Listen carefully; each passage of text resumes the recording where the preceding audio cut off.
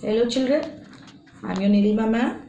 So today we will still further concentrate in more detail on the heterotrophic mode of nutrition. Okay. So today we will learn about the Holozoic mode of nutrition. Now in the Holozoic mode of nutrition, I have explained you Holozoic means which has a digestive system, and these organisms will take the food as a whole, okay, where they will consume the food as a whole unit, okay, and that food is being digested or broken down with the help of the enzymes, and these food which is broken down, so the organic food, or you can say the complex food, is broken down into simpler form, which is then absorbed by the body to gain energy and use for the growth of the organism. Such type of mode of nutrition in which digestive system and the role of enzymes is seen is called as the Holozoic mode of nutrition. So I hope you are clearly understood what is the Holozoic mode of nutrition. Holozoic mode of nutrition means in which the organism has a digestive system, and in the digestive system the enzyme plays the main role to digest the food. Digest means to break the food into absorbable form of units. Okay. Now here in unicellular organism, the single cell will carry out the whole process of digestion. So later we'll see some of the examples of unicellular organism, how they carry out, because they have very simple structure. It is only made up of a single cell. They don't have any organs or tissues, because I told you the word itself means it is made up of only a single cell. Okay, the cell itself will carry out this process of the digestion. And whereas as the multicellular organism, as a complexity of the organism will increase, in multicellular organism you will see the complexity of that organism increases. So you will see that they have different parts which become specialized to perform different functions. Okay, so later, before we study about multicellular, we will first concentrate on the unicellular organism. So here we will first learn the mode of nutrition first in unicellular organism called amoeba. So what is amoeba? Amoeba is a unicellular organism, okay, which is a protozoa. Which is what? A protozoa. It comes under the protozoa group, protozoans. Okay, we are studying 9th standard, protozoa. So it is a unicellular organism, and we'll see how digestion takes place in amoeba. This question it will be asked for 3 marks. Okay, or sometime it is also asked in the 4 mark section also. Let us see how this amoeba keeps, okay, digestion takes place in amoeba. So let us draw the structure of amoeba first. Okay, so the amoeba has an irregular shape. It doesn't have any defined structure. So this is the cell membrane. Okay, and this amoeba, this all is the cytoplasm. Okay, this is the cytoplasm, and here this is the nucleus. So what is this? This is a cell membrane, then cytoplasm, and nucleus. And so this whole structure is a structure of amoeba. This is how the amoeba looks. It is unicellular. We cannot see it through naked eyes. So we have to see it through a microscope. Okay. So this is how the amoeba does not have defined structure, and is mostly found in dirty waters. Okay. And now, how does the amoeba takes the food? So the Holozoic mode of nutrition actually has different steps. The first step in Holozoic mode of nutrition, this is very important when you study the Holozoic mode of nutrition. The first step is ingestion. Ingestion means taking in of food. Okay, what does ingestion means? Taking in of food, taking the food inside. Now, as I've shown you, amoeba doesn't have any mouth. So how does it will take the food? So this amoeba, what it will do is, it will extend one of its cell membrane in the form of like the arms. So here you can see here, this is how it will extend the cell membrane. Okay, so here this is a cell membrane this way, and this is a nucleus, cytoplasm, and here you can see these two areas here, it has extended. So here it has extended cell membrane in the form of the arms, but it is not arms here. These two are called as the pseudopodia. They are called as pseudopodia. So suppose if there is any food here, okay, if there is some food present over here, suppose this is the food particles, these are also microscopic, okay, and this pseudopodia will start engulfing or surrounding. It will start engulfing or surrounding the food particles. This is how. So this is pseudo means false. Pseudo means false, and podia means legs. Okay. So with the help of these false legs, it will start surrounding these food particles and slowly will come closer and get attached. So in this manner, okay, you will see that this amoeba will slowly, this is how, okay, so you will see this is the pseudopodia, and this is how it will, okay. So here these are the particles, food particles, and here you can see that the pseudopodia has attached now. So where this pseudopodia is attached, this cell membrane will diffuse here. It will diffuse out. So in this manner, you will see that this amoeba, you will see that the cell membrane will diffuse out and the whole cytoplasm will mix. And here you can see the formation of a food vacuole. This is the nucleus, and here you see the formation of the food vacuole. This is the food vacuole which has been formed now. Okay. So this process, this whole process is called as the ingestion. So till here what you have studied is the process of ingestion.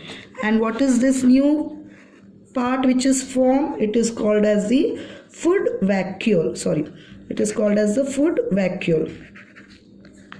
Okay. So you can see this is how the formation of food vacuole take place, by which organ? Pseudopodia. Okay. And this whole process is, what is it? Ingestion, taking in of food. Now the second step is the digestion. Second step is the digestion. So second will be the digestion. Now how does digestion takes place? For digestion, what is required? In the beginning only I told you, enzymes. So now in this amoeba, the food vacuole which has been formed. So here let us draw first the nucleus, and this is the food vacuole.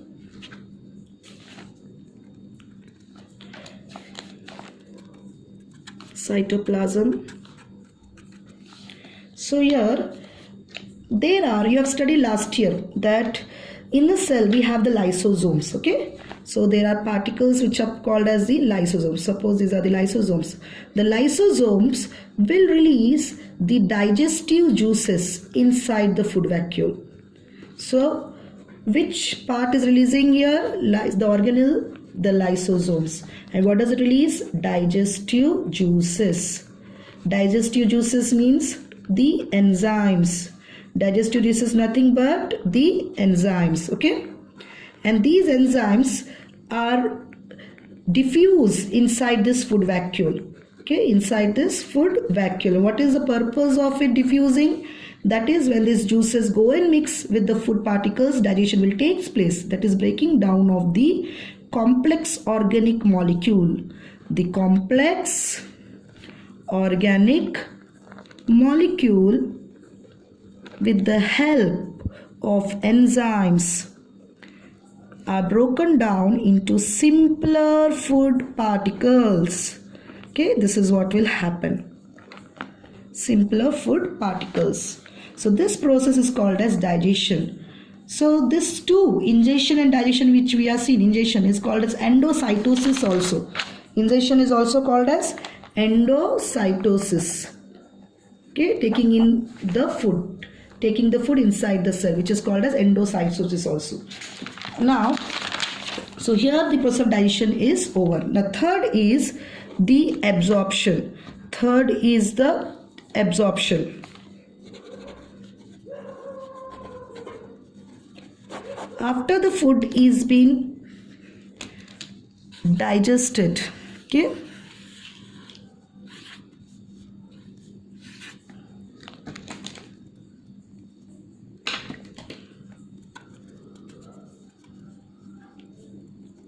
now after the food has been digested, the food particles will now be absorbed. It will move out of this food vacuole. Okay, all because it is in which form now? Simpler form. It is in very simpler form, and all these food particles will be absorbed by the whole cell. Okay, it will be absorbed by the whole cell, and in the fourth step, assimilation will take place. Assimilation. Assimilation means where the food which is absorbed, it is being used by different cell organelles, okay, to produce energy. To produce what? To produce energy and for the growth of the cell. This is how the food is being assimilated. After absorption, the food has to be assimilated. So the whole cell, the cell organelles, different cell organelles will use that absorbed food for the production of energy and for the growth of cell. And the last step is egestion. The last step is egestion. Egestion, or you can also say it exocytosis. Exocytosis, where the undigested food which will remain, where the undigested food, okay, which will remain, is being, so this is the undigested food, okay, and this undigested food has to be thrown out of the body. So how it is being thrown out? So what happens here is this undigested food, now which is not been digested by the action of enzyme, this is the undigested food. So it will come to the corner of a cell membrane, all that food, and slowly this food vacuole will start disintegrating. Disintegrating means disappearing, okay. So you will see that the food vacuole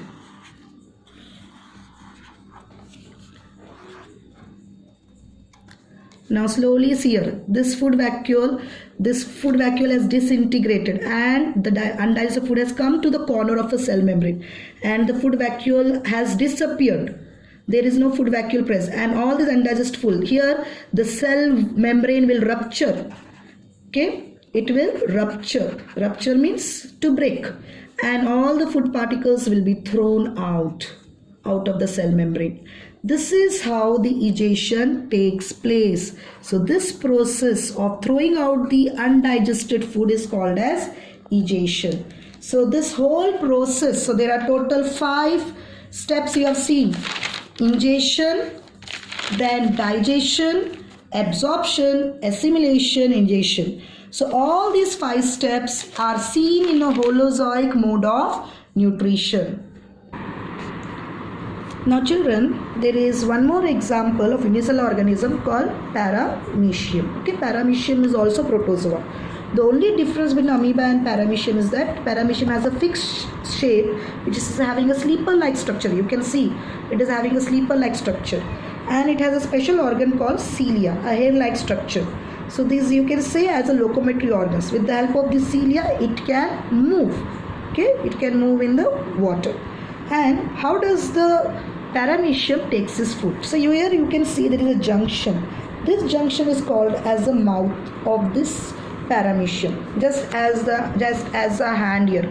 Okay, this is a hand, this junction. So here this junction, this is called as the mouth. And whenever suppose there is any food particles, this junction, these two junction will come closer in this manner, okay, and it will close.